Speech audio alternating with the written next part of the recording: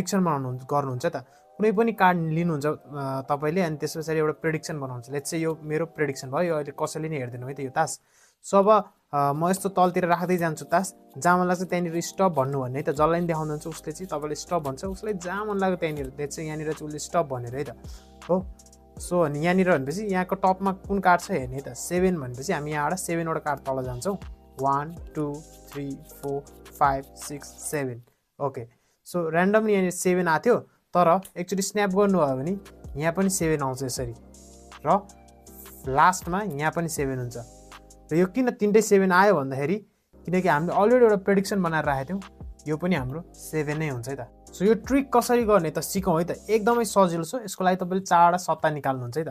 4 वटा सट्टा निकाल्दाखेरि चाहिँ ठ्याक्क ठाउँमा राख्नलाई सजिलो हुन्छ है त यसको लागि हामीले अलिकति सेटअप मिलाउनु पर्ने हुन्छ 4 वटा सट्टालाई हामीले अलरेडी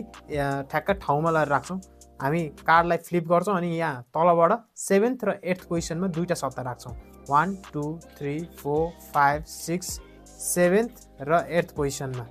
बटमबाट 7th र 8th पोजिसनमा दुईटा सट्टा हुन्छ अनि टपबाट 7th पोजिसनमा 1 2 3 4 5 6 7th पोजिसनमा अर्को सट्टा हुन्छ है त र अर्को लास्ट सट्टा चाहिँ हाम्रो टपमा हुन्छ भनेपछि टपबाट 8th पोजिसनमा एउटा सट्टा हुने भयो है त अब जसलाई पनि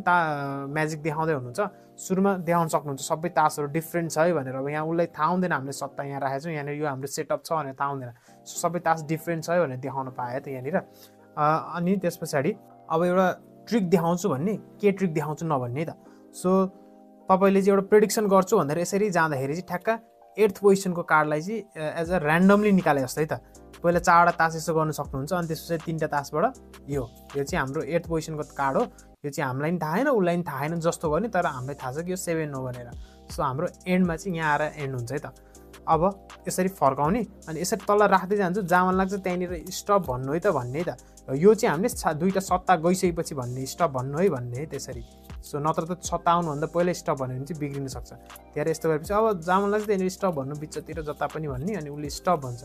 स्टप भनेपछि हामी दुईटा पायल यसै दुईटा बनाउँछौँ अनि यसको टपको कार्ड हेर्छौँ भनेर किनकि हामीले त अलरेडी यहाँनिर एउटा सट्टा राखिसकेका छौँ सो यहाँनिर त सट्टा आउँछ भनेपछि यहाँनिर 7 आयो भनेपछि यहाँबाट हामी 7 वटा तास तल राख्छौँ भन्ने 1 2 3 4 5 6 7